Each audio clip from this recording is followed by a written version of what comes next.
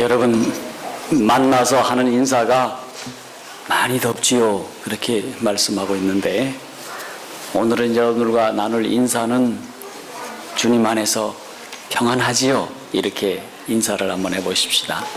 그래서 하나님의 자녀들은 만나서 샬롬이라고 하는 말을 참 많이 합니다. 샬롬은 평안입니다.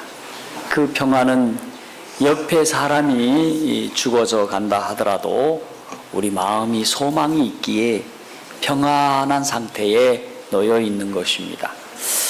자, 오늘은 여러분들과 함께 시편 32편을 중심으로 내가 토설치 아니할 때에는 하는 시편의 말씀으로 은혜를 나누겠습니다. 우리 시편 32편 말씀을 펴서 말씀의 은혜를 나누도록 하겠습니다. 자, 함께 말씀을 보도록 하겠습니다. 자, 우리 교독을 하겠습니다. 제가 홀수절을 읽고 여러분께서는 짝수절을 읽어주시면 감사하겠습니다. 시편 32편입니다. 허물의 사함을 얻고 그 죄의 가리움을 받는 자는 복이 있도다.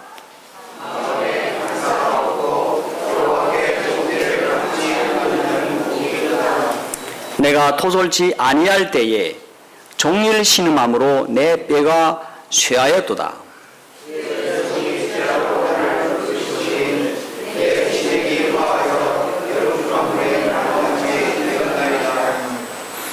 내가 이르기를 내 허물을 여호와께 자복하리라 하고 주께 내 죄를 아뢰고 내 죄악을 숨기지 아니하였더니 곧 주께서 내 죄의 악을 사하셨나이다.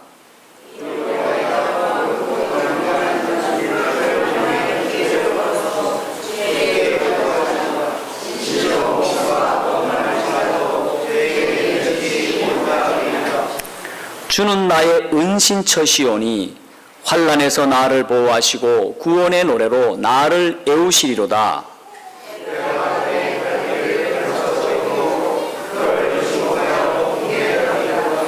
너희는 무지한 말이나 노새같이 되지 말지어다.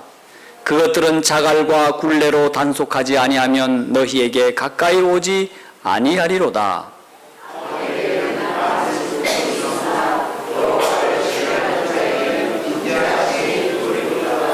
너희 의인들아 여호와를 기뻐하며 즐거워할지어다. 마음이 정직한 너희들아 다 즐거이 외칠지어다. 아멘.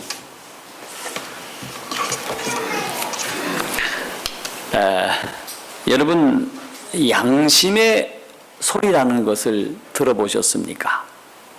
19세기 미국의 작가였던 에드가 앨런 포라고 하는 사람은 고자질하는 양심이라고 하는 작품을 남겼는데, 그 주인공이 어느 날 미운 사람을 살해를 해서 그의 시신을 자기 집 그 지하실 깊은 곳에 묻었습니다. 그런데 며칠이 지나자 지하실에서 이상한 소리가 자꾸 들려오는 겁니다. 그 소리로 인해서 그는 잠을 잘 수도 없고, 또 그 소리로 인해서 온몸에 식은 땀이 오늘 요즘같이 산복도위에 지나가는 것처럼 그렇게 땀이 등골에서 줄줄 흘러나오는 것입니다. 도대체 그렇게 됨으로 인해서 잠도 자지 못하고 자꾸 이상한 공상이 떠오르고, 이거를 해도 저걸 해도 손에 일이 잡히지 않는 자신의 모습을 보게 되는 것입니다. 그런데 소리가 계속해서 소리가 들려오는 것입니다. 그랬던 그가 어느 날 잠을 이룰 수 없어서 도대체 지하실에서 나는 소리인가? 도대체 어디서 나는 소리인가? 종잡을 수가 없어서 지하실에 내려가 보았더니 지하실에서 나는 소리가 아니었습니다. 그리고 조용히 누워 이곳저곳을 생각해봐도 나중에 알고 봤더니 그 소리가 자기의 가슴에서 울려 나오는 죄책감의 소리, 양심에서 나오는 소리였음을 그가 발견하게 되었습니다. 여러분, 용서받지 못한 자가 죄책감에서 피할 수 없는 고통을 묘사한 작품입니다. 여러분, 참으로 양심처럼 무서운 증인은 없고 양심처럼 겁나는 비평가는 없습니다. 여러분, 양심은 죄를 나무라는 인간 내부에 가차없이 질책하는 질책의 소리인 것입니다. 그렇다면 여러분, 양심은 무엇이며 양심이 고발하는 죄책감은 무엇일까? 목사님 좀 더운데 좀 시원한 얘기 좀 하지. 왜 이렇게 양심 얘기해서 좀 우리를 이렇게 좀 더 덥게 합니까? 여러분, 우리는 이것을 해결하고 나면 여러분이 깃털처럼 가벼워지는 자유함을 얻고 에어컨 바람보다 더 시원한 하나님의 은총의 사랑을 깨닫게 되리라고 생각합니다. 양심이라는 것이 도대체 뭐냐? 자아의식이라 그렇게 얘기를 합니다. 자기 내면에서 자기의 잘못을 지적하는 자아의식이라고 하는데, 헬라어는 순에이데이스라고 말을 하고 있습니다. 그런데 양심이란 도대체 무엇인가? 사람이 하나님의 형상으로 지음을 받았으나 타락해버림으로 인간의 그 살아가는 모습이 어쩌면 짐승을 닮아 있는 모습입니다. 하지만 남아있는 마지막 것이 있는데 그것이 바로 양심이라는 것입니다. 비행기가 추락을 해도 비행기의 모든 기록이 파손되지 않고 고스란히 남아있는 것이 브렉박스라고 얘기를 합니다.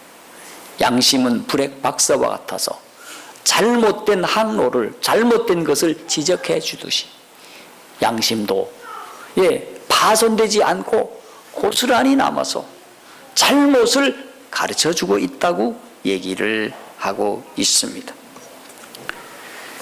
여러분, 오늘 시편 32편은 다윗의 이야기입니다. 우리는 이제까지 다윗이 정말 고통과 아픔과 눈물과 한숨, 그와 같은 모든 것을 다 이긴 다윗을 보았습니다. 다윗의 이기는 모습을 보면서 우리는 박수를 쳤습니다. 이야, 신앙으로 하면 저렇게 이길 수가 있구나. 하나님을 붙잡고 하나님의 말씀 따라 살아갔더니 승승장구하구나. 그랬던 다윗이, 그가 차곡차곡 쌓아 올렸던 그 공든 탑이 여러분 어느 날 갑자기, 그리고 어이없이 무너지는 모습을 오늘 시편 32편에서 보는 것입니다. 어떻게 그렇게 하늘 높은 줄 모르게 올라갔던 그가 갑자기 어이없이 그렇게 밑바닥에 떨어져서 정말 다른 사람들이 볼 때에는 정말 짓밟고 싶을 정도의 그런 모습으로 변모되었을까? 어느 봄날이었습니다. 황혼역에 신복을 전쟁에 내보내고 그의 아내를 얼떨떨결에 유린하고 후한이 두려워 그의 남편을 전사시키고 살인교사를 시킵니다. 참 어처구니 없는 중죄를 범합니다. 그리고 버젓이 전장미망인 밧세바를 취해서 아내로 삼고 아이까지 낳아서 집안에서 삽니다. 그러나 그의 양심은 그가 태어난 척 했지만 결코 평안하지 못했습니다. 그에게 양심으로부터 이르러오는, 성령으로부터 이르러오는 죄책감이 가슴이 터질 듯하고 짓눌려 있었습니다. 여러분, 하나님의 보내심을 받은 선지자 나단이 와서 드디어 그의 죄를 사무엘하 11장과 12장에 지적을 하자 그는 수치와 두려움과 고통 가운데서 떨고 있다가 드디어 그 모든 것이 크로스업, 수면 위로 드러나자, 커튼이 벗겨지고 실체가 드러나자 그는 하나님 앞에 자신의 모든 것을 고백하게 되는 모습을 봅니다. 그런데 그가 이런 죄를 지고 1년이 넘도록 하나님께서 기다리시고 참아주시고 그와 함께 하신 나라를 생각할 때에 다윗은 너무도 그렇게 해주신 하나님, 너무도 자기 자신을 이해해 주시고 함께 하시는 그 하나님 때문에 그는 가슴을 쥐어뜯고 용서를 애원하였습니다. 여러분, 만약에 우리 같으면 한성질 나서 한 뺨 때렸을지도 모릅니다. 이놈의 자석, 내가 너를 얼마나 사랑해서 왕까지 만들어 놓았는데 하는 짓거리가 이게 뭐냐고 했을 텐데, 우리 사랑의 하나님께서 그의 사랑하는 종을 한 1년 이상 참고 기다리며 하나님 앞에 나오기를, 그 문제 놓고 서로 얘기하기를 바랬건만 그저 남의 입을 통해서, 선지자의 말씀을 통해서 돌아온 모습을, 그 모습 자기가 스스로 발견하고 그는 참으로 가슴을 뜯으면서 그 사랑의 하나님 앞에 감격하고 감사하여 용서를 애원하고 있습니다. 그 시가 바로 오늘 시편 32편이 만들어진 까닭입니다. 이걸 가리켜서 참회의 시라 그렇게 얘기를 합니다. 여러분, 시편에는 참회의 시가 여러 편이 있는데요, 6편과 38편, 51편, 102편, 130편, 143편이 있는데 대표적인 시가 오늘 보았던 32편이고 또 하나가 있는데 105편이 되겠습니다. 51편이 되겠습니다. 여러분, 시편은 사람이 중심입니다. 그 사람이 중심인 이 시편에 마침내 법정이 열려지게 되었고, 자, 이렇게 법정이 개정이 되고 피고가 된 다윗이 이제 하나님 앞에 나와서 허리를 굽히고 얼굴을 부여잡고 감싼 채 법정에 출두하고 있는 모습을 보여주고 있습니다. 여러분, 시편은 그냥 쓰여진 이야기가 아닌 경험을 알날이 낱낱이 세목적으로 세세하게 표현해놓고 있는 모습을 보는 것입니다. 다는 표현해놓고 있지 않아도 중요한 사실들을 딱딱딱 잡아서 표현하는 모습을 봅니다. 그가 참으로 털어놓고 있지 않을 때, 오늘의 제목처럼 여기 뭐라고 말씀하고 있습니까? 내가 토설지 아니할 때에는, 터놓지 못할 때에는 어떤 일이 벌어지고 있습니까? 여기 말씀처럼 내가 토설지 아니할 때에는 어땠다고요? 종일 신음함으로 내 뼈가 쇠하였나이다. 그가 죄 문제를 놓고 이렇게 고민하고 이렇게 고통하는 모습을 보면서 그는 양심의 소리를 듣는 사람입니까?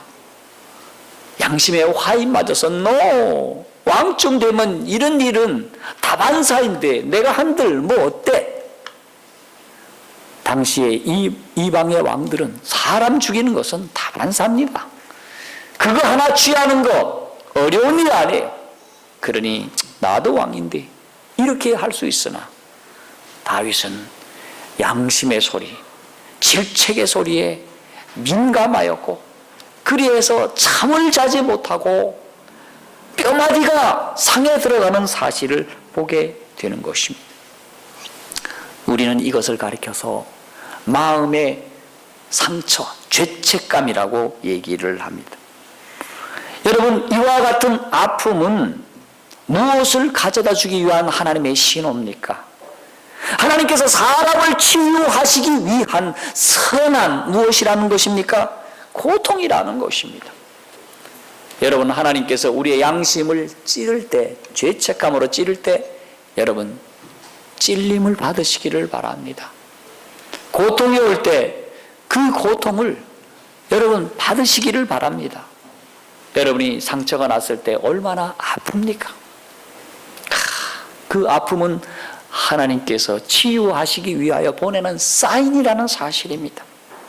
자, 그런데 이 지경에도 불구하고 하나님은 인간을 포기하지 않으시고 그가 그와 같은 죄의 나락에 빠져 있어서 허우적거리고 있을 때 하나님께서는 기어이 하나님의 형상으로 회복시키시기 위하여 성령께서 그의 마음에 두들김으로, 양심을 통해 두들김으로 그는 죄책감에 시달려서 내 뼈가 지금 뭐하고 있다?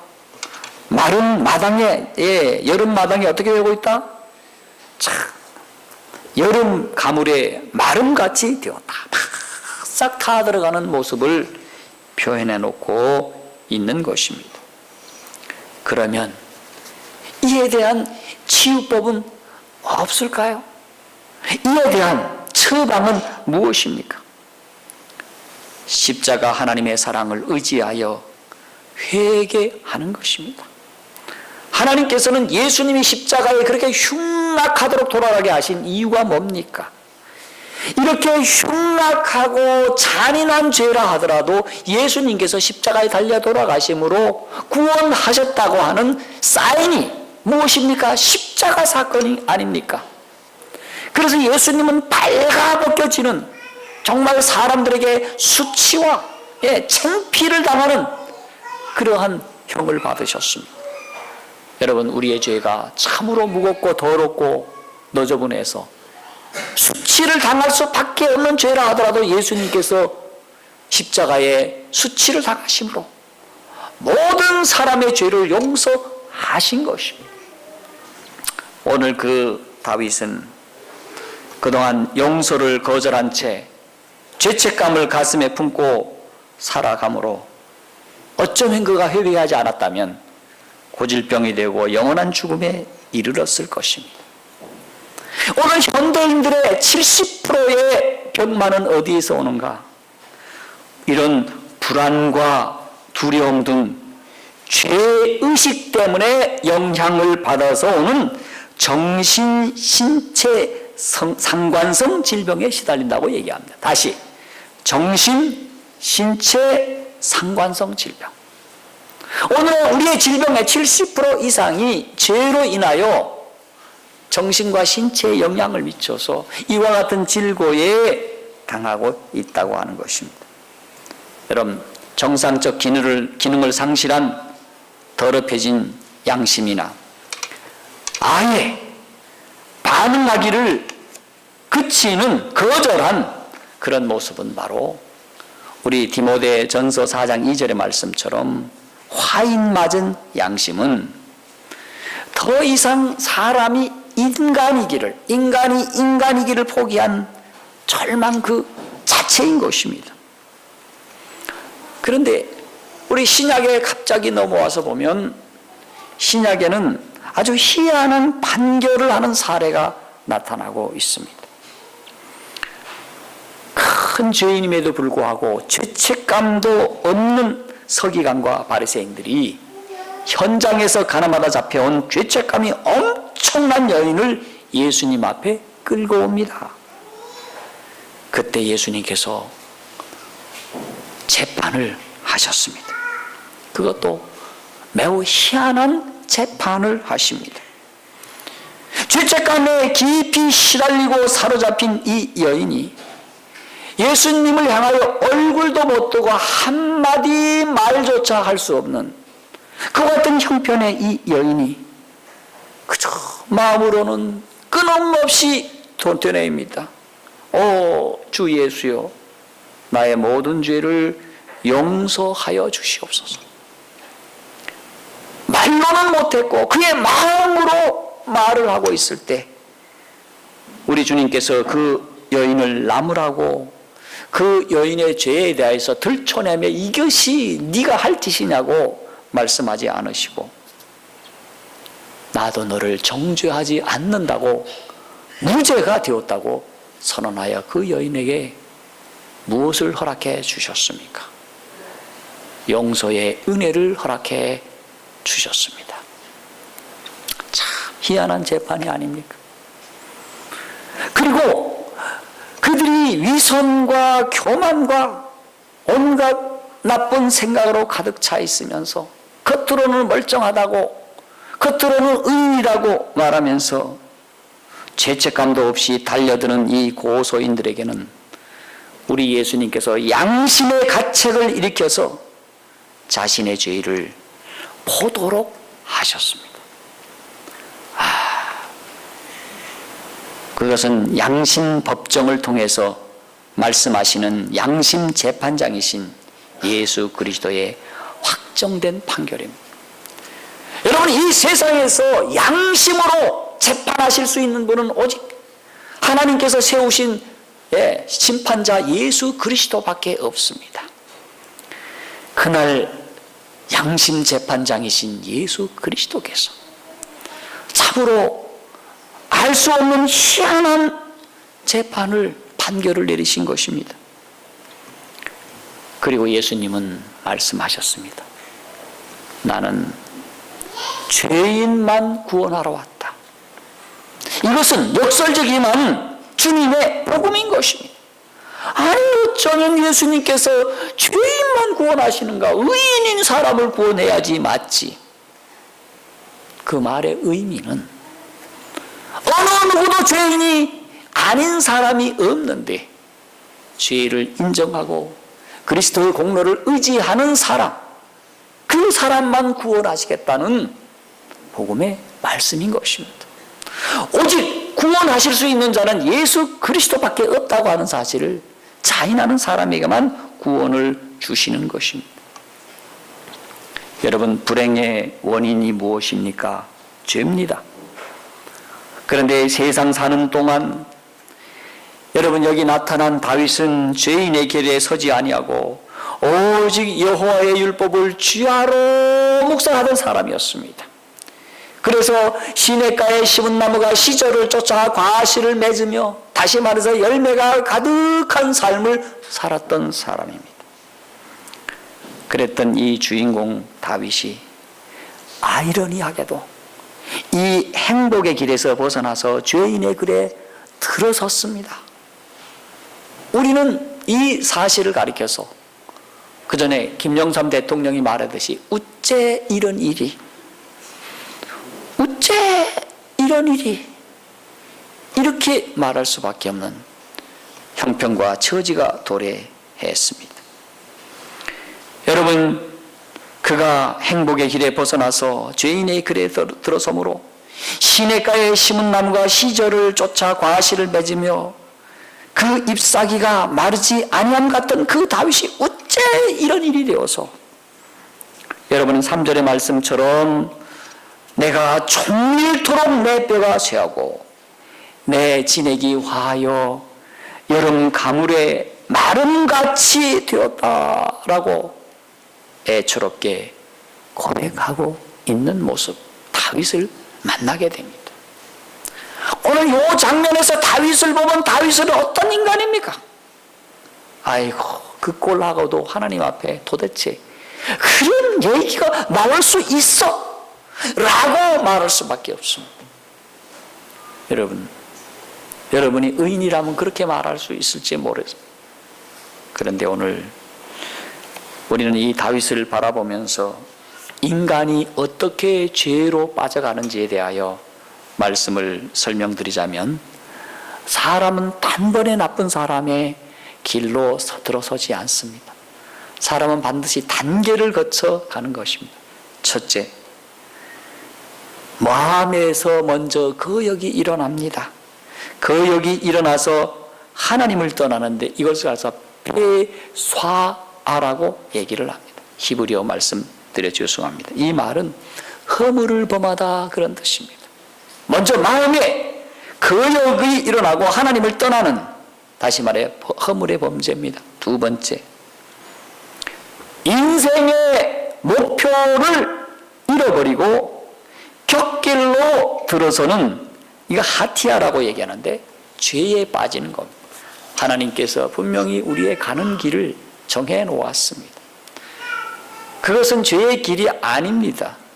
그런데 하나님이 정해 놓으신 의로운 길을 떠나 죄의 길에 들어선 것을 가리켜서 무엇이라 말합니까? 바로 죄에 빠지다 하는 하티아, 하마르티아의 원어의 말씀인 겁니다. 그리고 따라오는 세 번째 단계는 이제는 죄에 익숙해져 가는 단계입니다. 죄가 익숙해져서 이제 도덕적인 악습이 계속해서 반복되는 이제 아온이라고 하는 상태인데, 이것은 히브리어 말입니다. 곧 불의한 사람으로 굳어져 가는 모습입니다. 그래서 곧 착화된 죄인으로 곧 착화된 모습을 보게 되는 것입니다. 그런데 이것으로 인간은 끝나지 않습니다. 그리고 마지막에 가서는 어떤가? 마침내 자신에게도 정직하지 못한 자기 기만에 빠진 레미야, 즉 간사한 사람이 되고 만다는 것입니다. 레미야, 자기가 자기를 속이는 사람이 되어요. 이쯤 되면 우리가 말하기를 볼장 다 본 사람이라고 얘기를 합니다. 막장의 인생이 된 것입니다. 여러분, 여기에 누가 나락에 빠졌습니까? 여기까지 누가 내려왔습니까?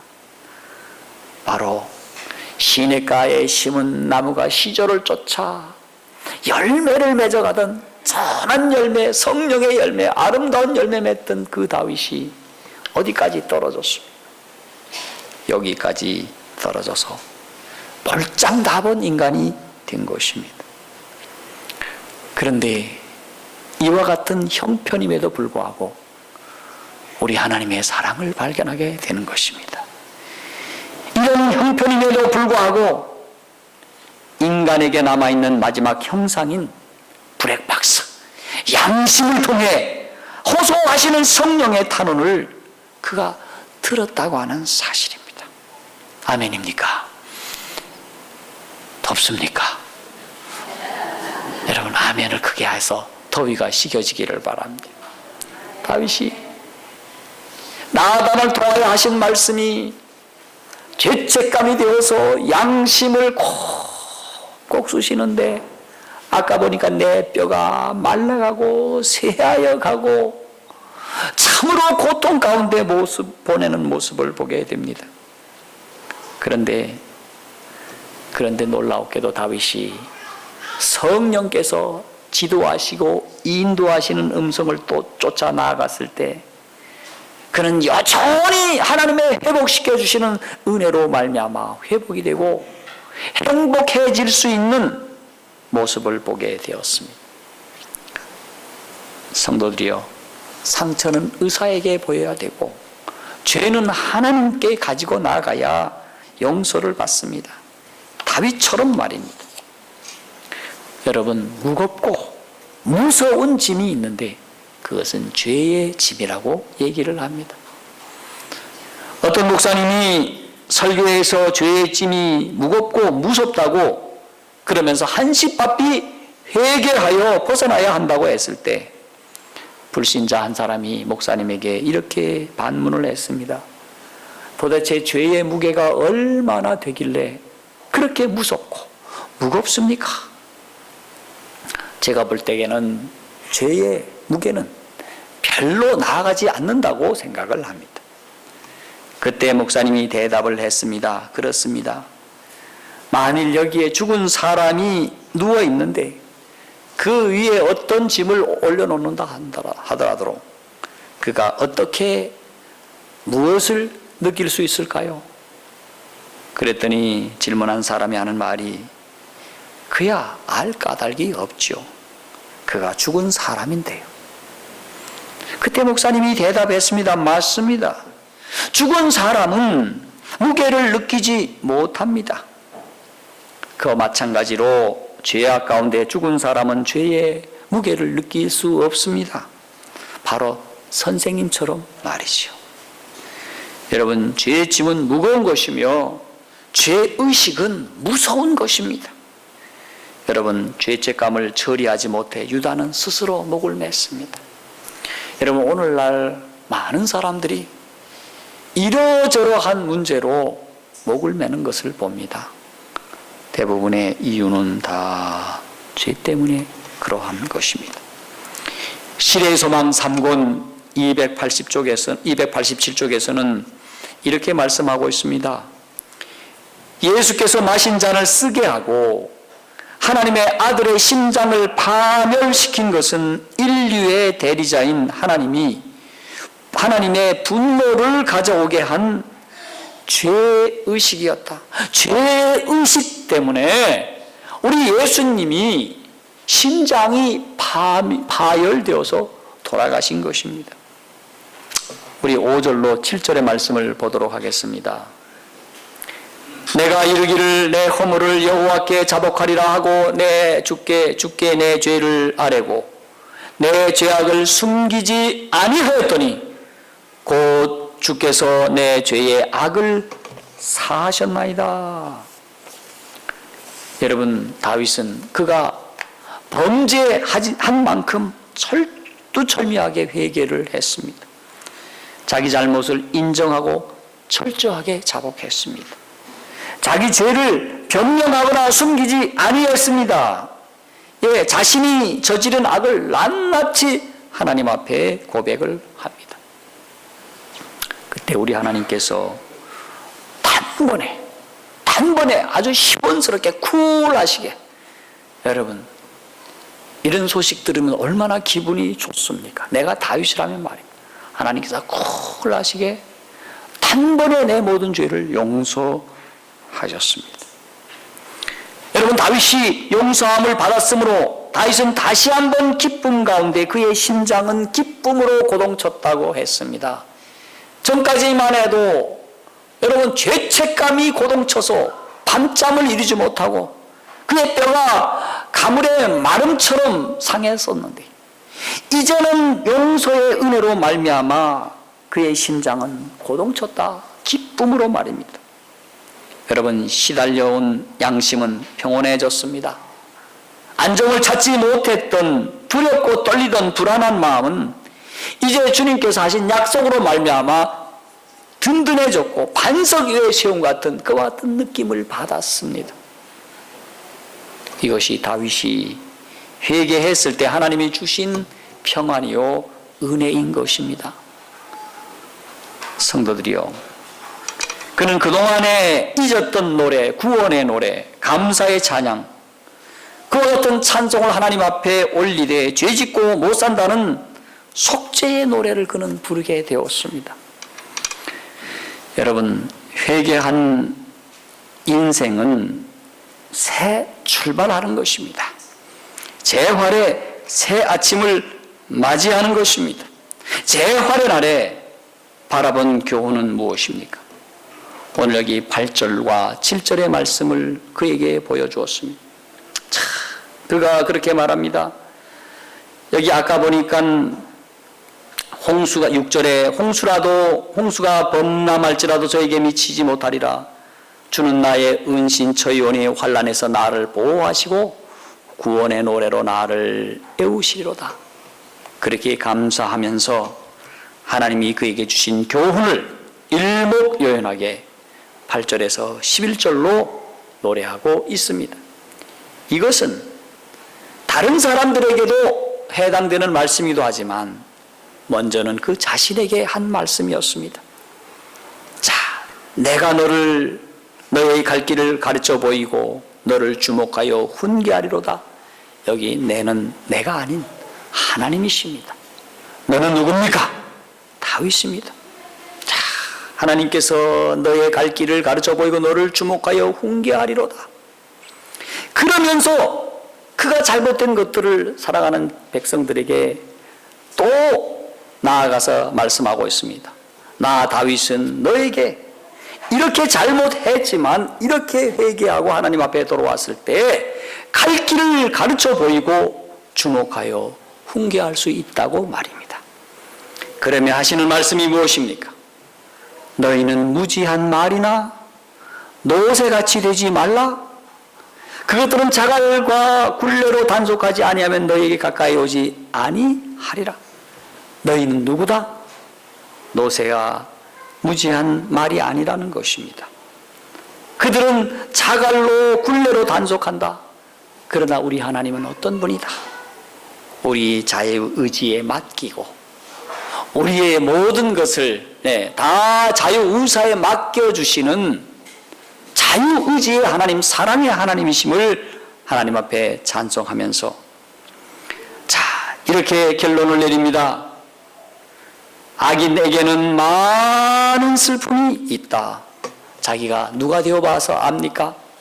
악인이 되어봐서 아는 겁니다. 악인은 많은 슬픔이 있다. 그러나 중요한 것은 무엇입니까? 여호와를 신뢰하는 자에게는 인자하심이 두루리로다. 오늘 인자하심이 하나님을 신뢰하는 자에게 두르고 있음을 보고 있습니다. 그래서 내린 결론은 너희 의인들아 여호와를 기뻐하며 즐거워할지어다. 마음이 정직한 너희들아 다 즐거이 외칠지어다. 여러분, 죄 지은 사람은 고집 피우지 말아야 합니다. 그렇습니다. 잠언 24장 16절에 아주 귀중한 말씀을 남깁니다. 대저 의인은 7번 넘어질지라도 다시 일어서려니와 그렇게 말씀합니다. 여러분, 의인은 넘어지지 않는 자라고 말씀하지 않고 있습니다. 심지어는 완벽하게, 다시 말해서 7번씩이나 넘어진다 하더라도 다시 일어서려니와 선다라고 말씀하고 있습니다. 여러분, 그러면 악인은 어떻게 됩니까? 재앙으로 인하여 넘어지느니라. 여러분, 의인과 악인의 차이가 무엇입니까? 일어서면 누굽니까? 그렇죠, 의인. 넘어지면 뭡니까? 악인인 겁니다. 여러분, 성경이 우리에게 주는 교훈은 일어나라는 것입니다. 믿음으로 일어나서 주님을 바라보고 회개하라는 말씀이 아니겠습니까? 가래법은 기별 1권 496쪽에는 우리들은 우리 자신 안에서는 죄인들이지만은 그리스도 안에서는 의인들이다. 여러분, 이 말에 동의하십니까? 우리 안에서는 어느 누구도 의인이다라고 말할 수가 없습니다. 다 죄인인데. 그런데 우리가 그리스도 안에 서면 어떻다? 의인들이라. 왜? 그분께서 우리를 의의 길로 인도하시고 의인으로 만들어 주시기 때문에 그러한 것입니다, 여러분. 그래서 오늘 우리 모두가 주님을 의지하는 이유가 여기 있는 것입니다, 여러분. 자, 웨슬레는 임종하면서 매우 중요한 말을 남기고 임종을 합니다. 나의 기억력은 거의 없어졌다. 기억하는 것은 2가지 뿐이다. 첫째는 나는 엄청난 죄인이고, 뭐라고요? 웨슬레는 나는 엄청난 죄인이고, 그 다음에 예수 그리스도는 위대한 구주이시다. 여러분, 웨슬레가 자신을 가리켜서 엄청난 죄인이라고 했다면 우리는 어떠할까요? 사도 바울이 나는 죄인 중에서 누구라? 괴수다. 괴수와 같다. 여러분, 의인이 따로 없습니다. 어떤 사람이 의인입니까? 회개한 죄인이 의인인 것입니다, 여러분. 아멘입니까? 그러므로 너희, 여기 보니까 의인들아 라고 했는데 신기원 목사님은 뭐라고 얘기를 했는가? 회개한 악인들아, 너희 하나님 여호와를 기뻐하며 즐거워하라. 오늘 시편 32편에 이 말씀이 우리에게 전해져 시편으로 이렇게 오게 된 이유를 오늘 여러분이 발견하게 되었습니다. 성도들이여, 여러분 적용을 한번 생각해 보십시다. 돌아오는 한 주 동안 32편을 묵상하시기를 바랍니다. 매일같이 이 말씀을 보고 묵상하시고요. 두 번째로, 다윗처럼 내가 고백해야 할 죄가 있다면 살피고 고백하고 회개하여 하나님 앞에 아름답게 서셔서 우리 하나님으로부터 듣는 의로운 자라라고 하는 칭함을 받게 되기를 주님 이름으로 축원합니다. 이제 여러분들 이 시편을 말씀을 보시면서 여러분들이 소그룹 시간에, 목장 시간에 이 말씀으로 잘 묵상하시기를 바랍니다. 그리고 말씀을 한 주 동안 묵상하시면서 말씀 따라 사셔야 됩니다. 그리하여 주님의 귀하고 복된 사랑 가운데 머무르시기 바라면서 오늘 말씀을 마칩니다.